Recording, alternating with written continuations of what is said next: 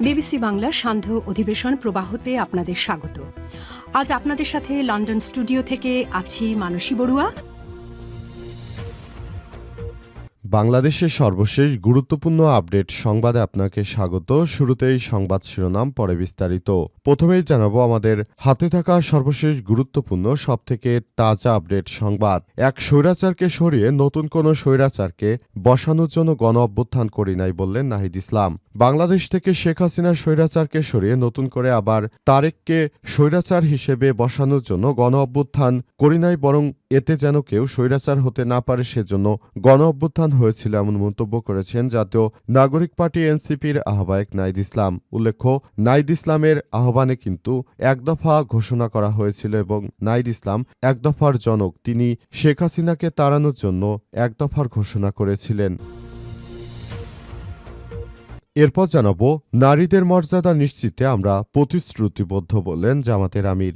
জামাত ইসলামের আমির ডক্টর শফিকুর রহমান বলেছেন, আসন্ন নির্বাচনের মাধ্যমে জনগণের ভোটে দায়িত্ব পেলে সর্বপ্রথম নারীদের নিরাপত্তা, সম্মান ও মর্যাদা নিশ্চিত করা হবে। মায়েদের স্বার্থ রক্ষায় আমরা প্রতিশ্রুতিবদ্ধ।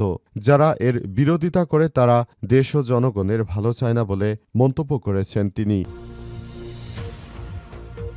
এদিকে দীর্ঘ ২০ বছর পর রংপুরে আসছেন তারেক রহমান, প্রস্তুত হচ্ছে মঞ্চ। দীর্ঘ ২ দশক পর আবারও রংপুরে আসছেন বিএনপির চেয়ারম্যান তারেক রহমান। এই সফরকে কেন্দ্র করে রংপুর জুড়ে তৈরি হয়েছে উৎসবমুখর পরিবেশ। শহীদ আবু সাইদের কবর জিয়ারত থেকে শুরু করে নির্বাচনী জনসভা, সব মিলিয়ে রংপুরের রাজনীতিতে গুরুত্বপূর্ণ বার্তা বহন করবেন তারেক রহমানের এই আগমন। জানাবো, সাতক্ষীরায় রেকর্ড সংখ্যক বিজিবি মোতায়েন।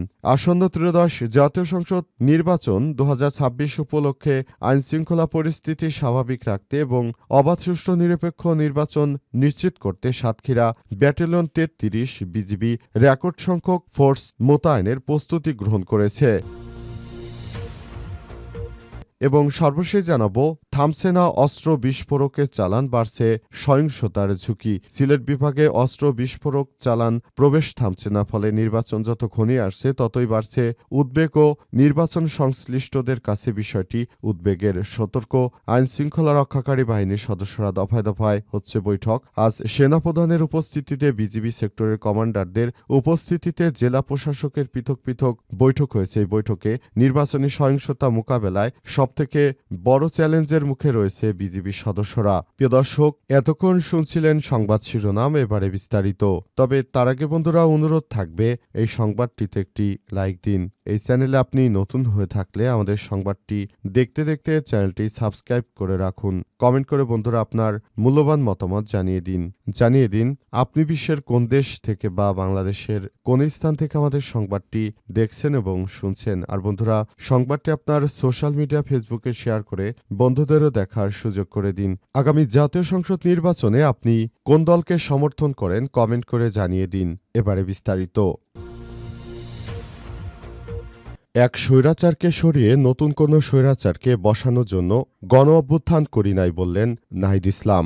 এক স্বৈরাচারকে সরিয়ে নতুন কোনো স্বৈরাচারকে বাংলাদেশে বসানোর জন্য গণ অভ্যুত্থান করি নাই, বরং কেউ যাতে স্বৈরাচার হতে না পারে সেজন্য গণ অভ্যুত্থান হয়েছিল, এমন মন্তব্য করেছেন জাতীয় নাগরিক পার্টি এনসিপির আহ্বায়ক নাহিদ ইসলাম। আজ নরসিংদী ২ পলাশের ঘোড়াশালে এনসিপি ও ১১ দলীয় জোটের নির্বাচনী জনসভায় সব কথা বলেছেন তিনি। এ সময় নাহিদ ইসলাম বলেন, একটি দল প্রথম থেকে সংস্কারের বিরোধিতা করে আসছে। তারা ফ্যাসিবাদীর আমলে ৩১ দফা দিয়ে রাষ্ট্র সংস্কারের প্রতিশ্রুতি দিয়েছিল, কিন্তু ৫ই আগস্টের পর দেখলাম তারা এই প্রতিশ্রুতিতে নাই। তারা জাতিসংঘে প্রতারণা করে সকল সংস্কারের বিরুদ্ধে অবস্থান নিয়েছে। তাই আপনারা মিলিয়ে নেবেন কে কি প্রতিশ্রুতি দেয়, তা কতটুকু রক্ষা করে। জনগণের কাছে কথা দিলে তো কথা রক্ষা করতে হবে। আগামীর নির্বাচনে তারা বিজয় হলে তাদের দেয়া একটি কথাও তারা রাখবে না বলে মন্তব্য করেছেন নাহিদ ইসলাম। তিনি আরও বলেন, ২০০৮ সালে শেখ হাসিনা বলেছিলেন দেশের মানুষকে ১০ টাকা কেজিতে চাল খাওয়াবে।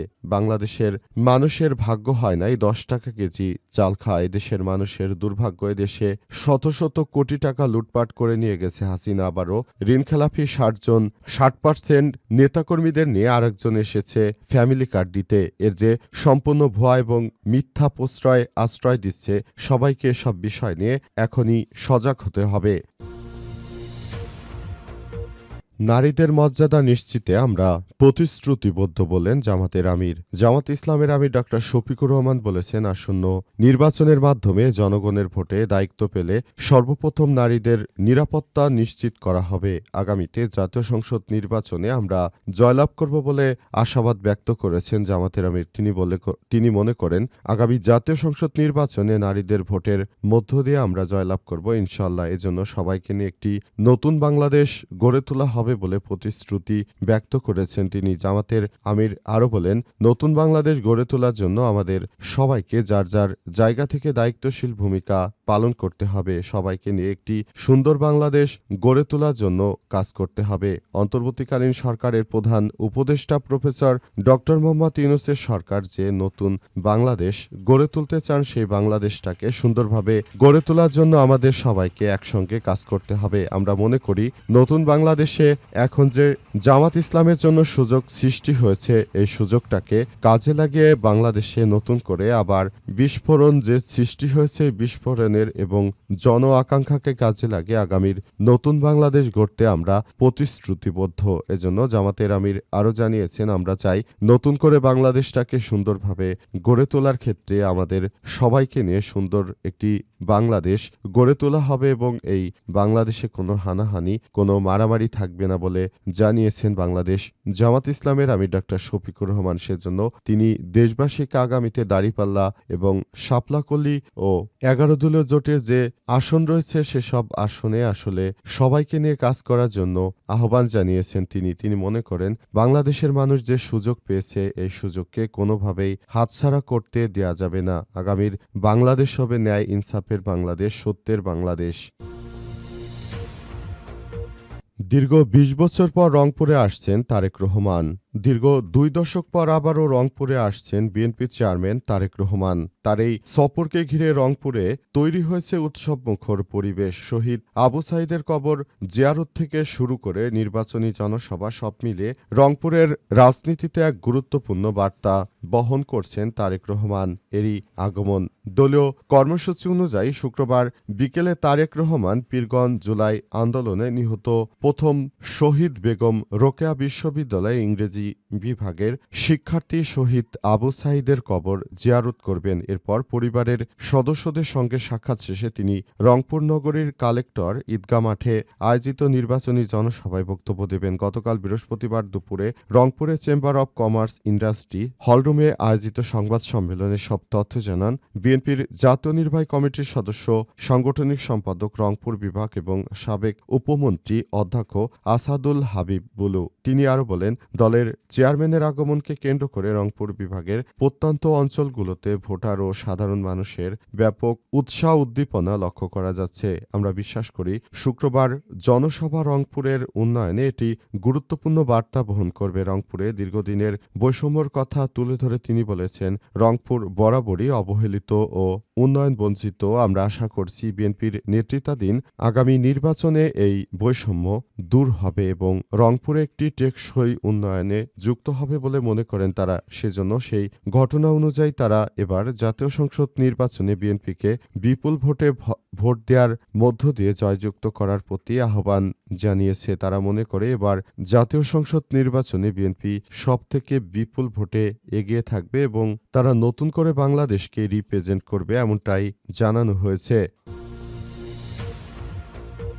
জাতীয় সংসদ নির্বাচন সাতক্ষীরায় রেকর্ড সংখ্যক বিজিবি সদস্য মোতায়েন। আসন্ন ত্রয়োদশ জাতীয় সংসদ নির্বাচন 2026 উপলক্ষে আইন শৃঙ্খলা পরিস্থিতি স্বাভাবিক রাখতে এবং অবাধ, সুষ্ঠু ও নিরপেক্ষ নির্বাচন নিশ্চিত করতে সাতক্ষীরা ব্যাটালিয়ন 33 বিজিবির রেকর্ড সংখ্যক ফোর্স মোতায়েনের প্রস্তুতি গ্রহণ করা হয়েছে। আজ সাতক্ষীরা ব্যাটালিয়ন সদরে আয়োজিত এক প্রেস ব্রিফিংয়ে সব তথ্য জানায় ব্যাটালিয়নের অধিনায়ক lieutenant colonel Kazi Ashikur Rahman. Press ব্রিফিংয়ে তিনি জানান, border guard of Bangladesh BGB সীমান্ত নিরাপত্তার পাশাপাশি দেশবাসীকে একটি অবাধ, সুষ্ঠু, নিরপেক্ষ ও উৎসবমুখর পরিবেশে নির্বাচন উপহার দিতে সকল সদস্যের ব্যক্তিগত ছুটি বাতিল করে ব্যাপক ফোর্স মোতায়েনের সিদ্ধান্ত নেওয়া হয়েছে। তিনি আরও জানান, দক্ষিণ পশ্চিম রিজিয়নে যশোর আওতাধীন 18টি জেলার 108টি উপজেলার 62টি সংসদীয় আসনে প্রায় 200 প্লাটুন বিজিবি মোতায়েন করা হবে।